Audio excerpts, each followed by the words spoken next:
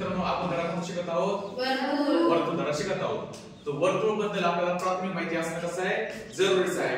तर त्यासाठी आपण प्राथमिक मध्ये हे पाहूया। प्राथमिक माहिती पाहूया वर्तुळाची काय आहे वर्तुळ। समजा हा वर्तुळाचा काय आहे रे केंद्रबिंदू। त्याला काय म्हणतो आपण केंद्रबिंदू। समजा केंद्रबिंदू आपण O ने दाखवला। कशाने दाखवला O ने हा केंद्रबिंदू दाखवला। जर बाळांनो त्रिज्या माहिती सर्वांना जीवा व्यास माहिती आहे इकडे बघा। समजा मी इथं काय काढलं अशी एक रेषा काढली। ही काय झाली रे आता वर्तुळाची जीवा। ही काय झाली जीवा। त्यानंतर समजा मी वर्तुळ केंद्रापासून या जीवा काय टाकला काय टाकला लंब। ओके टाकलेला लंब जीवेस काय करतो समान दोन भागामध्ये काय करतो दुभागतो। म्हणजे हा भाग आणि हा भाग कसा होईल समान बरोबर।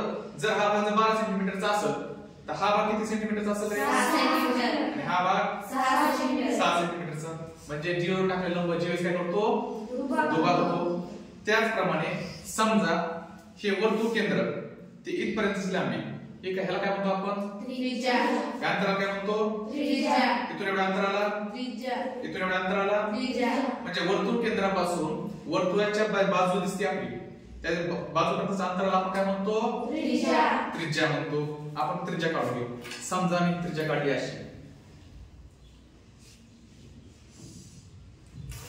ही काय काढली त्रिज्या। इथं त्रिकोण तयार दिसतो का कोणता त्रिकोण असेल हा काटकोन त्रिकोण। कशामुळे रे कारण हा कोण किती अंशाचा असेल 90 अंशाचा कोण असेल। जर या त्रिज्येची मी लांबी इकडे पुढे वाढवली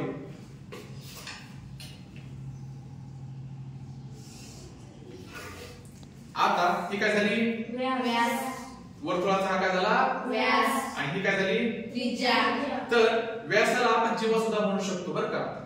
सर्वात मोठ्या जीवेला आपण काय म्हणतो वर्तुळाचा व्यास। म्हणजे कसं आपण इथं पण जीवा काढू शकतो तिथं पण जीवा काढू शकतो। ओके असं करत करत आपण इथं आलो सेंटरच्या भागी तर हा वर्तुळाचा काय असेल व्यास। आपण नाव देऊन घेऊ वर्तुळ केंद्राचं नाव काय दिलं आपण O। त्यानंतर समजा आपण समजून दिलं B इथं नाव दिलं A देऊ आपण C। ओके आणि इथं नाव देऊ आपण D। तर त्रिज्येचं नाव सांगा OC। त्रिज्येचं नाव काय असेल OC। पायाचं नाव काय असेल BC। उंचीचं नाव काय असेल OB। व्यासाचं नाव काय असेल DC। व्यासाचं नाव काय असेल DC। ओके जीवेचं नाव काय असेल रे AC। दिसते सर्वांना समजतंय। आता याच्यावरती आपल्याला काय करायचंय वर्तुळ धड्यामध्ये गणित शिकायचे आहे। म्हणजे कसं पायथागोरसचा आपण प्रमेयाचा या ठिकाणी उपयोग करणार आहोत। पायथागोरसचा प्रमेय माहिती सर्वांना काय सांगतो पायथागोरसचा प्रमेय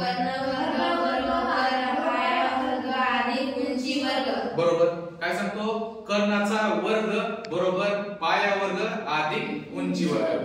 किती गोष्टी आहेत 3 कर्ण पाया उंची कर्ण पाया उंची। त्या 3 गोष्टीपैकी कोणतीही जर 2 गोष्टी दिल्या तर त्याच्यावर आपल्याला एकाचं माप काढता येतं। हेच आपल्याला या घटकामध्ये शिकायचं आहे।